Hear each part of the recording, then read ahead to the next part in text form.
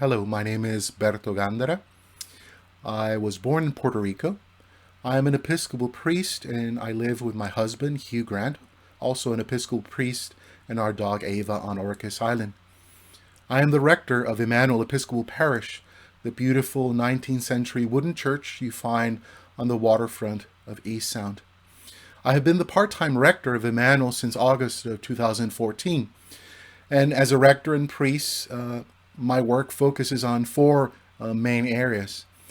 One, the most visible, is leading worship at Emmanuel. We have two Eucharists on Sundays, one at 8 and one at 10.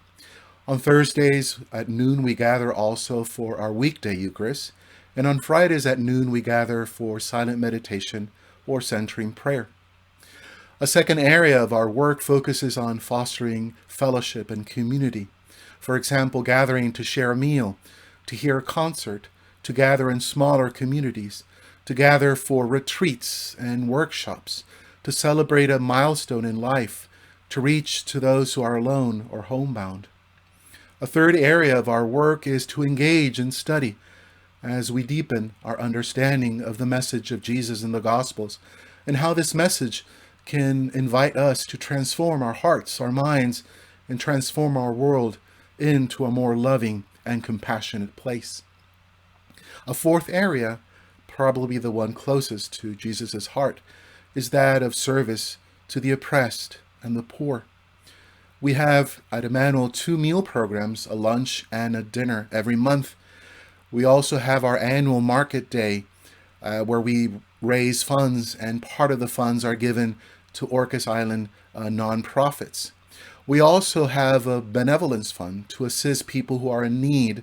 And we also have dedicated the last couple of years our work in defending the dignity and the rights of undocumented immigrants. And last year we had the blessing to participate in the first Pride celebration of Orcas Island. Beyond my role as a priest, I also serve as a board member of the Orcas Island Community Foundation and at the board of the Orcas Island Food Bank. My husband Hugh also serves on the Orcas Island Resource Center board. On March 12th, our bishop, Greg Rickel, the overseer of all the Episcopal churches in Western Washington, instructed us to suspend services and meetings in church. This meant that we closed everything since March 12th. It will be approaching now 3 months where we have not gathered in person. As you can imagine, for a church, 3 months without in-person gatherings is a very difficult situation we find ourselves in. However, we are very clear that we've suspended in-person services not out of fear, but out of love, trying to protect our most vulnerable members in our own church community and to protect members of the community at large.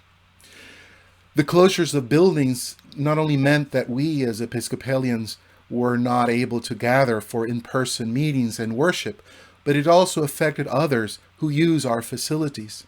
Our brothers and sisters of the Lutheran Church who gather on Sundays, the Unitarian Universalists who gather once a month in our facilities, and the Friends or Quakers who gather for their Sunday meditation or silent gathering were also affected by these closures. On top of that, our 12-step groups who gather at Emmanuel every day, and other groups that use our facility, many nonprofits of the island, have not been able to gather in our facilities. On the other hand, while we've suspended all services in person and gatherings, we quickly adapted and learned new things. We moved all of our worship and meetings to meeting virtually. We record our Sunday services and post them on Vimeo. Hugh and I, we record Facebook Live our morning prayer every Sunday at 8 in the morning. And we've moved all of our meetings, around 7 of them, to Zoom. We have a pastoral care team, the Agape team, that has created a phone tree, and we have all members of the church checking on each other and helping them with grocery shoppings, meals, and the team has also elaborated a plan in case one of our members is diagnosed with the virus. I've also been part of the OICF community's Emergency Relief Fund Committee, addressing needs of our neighbors with housing, food needs, addressing mental health concerns, and helping the community deal with this pandemic and the effects it has on our community. It was fun helping creating a video in Spanish and English to help domestic workers and other workers as they prepare to come back to work. Being new to the food bank, I've been amazed to see how quickly the system was adapted with new volunteers and staff to respond to new circumstances that were constantly changing. It was amazing to see how creative and flexible the food bank was. In the first couple of weeks, we tried several new methods, trying how to better respond to the needs of the community and seeing what worked and didn't work, and we constantly adapted. Some people have asked me about our closed churches. When are we going to reopen the church? I always tell them the church has never been closed. We have continued being church in new ways, virtually and by our actions in service in the community. So whenever someone tells me, when are you going to open up the church? I tell them we've never been closed. Our buildings are the ones that are closed, but our hearts have continued to be open.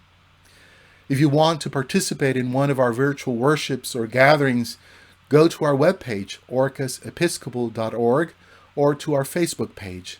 We would love to see you in any of our gatherings. We are now in the process of elaborating a plan to how and when we can reopen for in-person gatherings. However, we will be taking this process more slowly than the county, considering the high-risk members of our church whom we wish to protect and to keep safe. It has been very hard to record services in an empty church, having only screen time with parishioners without in-person contact that is so important for a family, church family. But it has been very, very encouraging to see how we've all adapted and learned new ways of being and doing church. Sometimes churches are not the quickest to adapt and learn, but this pandemic has proven that perception wrong. It has been a delight to see, for example, an almost 90-year-old parishioner getting by herself into a Zoom meeting, or seeing the faces of parishioners who see each other in these meetings, and sometimes there's tears of joy of missing each other in person gatherings. During this time, many things concern me, but two of them are the most dear to my heart. First is our seniors, who by choice and need have to self-isolate. I worry as time progresses, this distance and this isolation, how much it will affect their moods and their mental health. I also worry about our teens, our youth. As you know, teens love to hang out with their friends. This time of isolation, being with their families, has been a hard time for most of them. So I wonder how we can, as a community, help and sustain and support our most vulnerable members. Thank you so much for watching and listening to our story from Emmanuel. Please know that Emmanuel Episcopal Church on Orcas Island stands with this community in wanting to make our community a more safe and loving place. We hope that the gaps in services and the inequalities this pandemic has revealed will teach us how to go forward.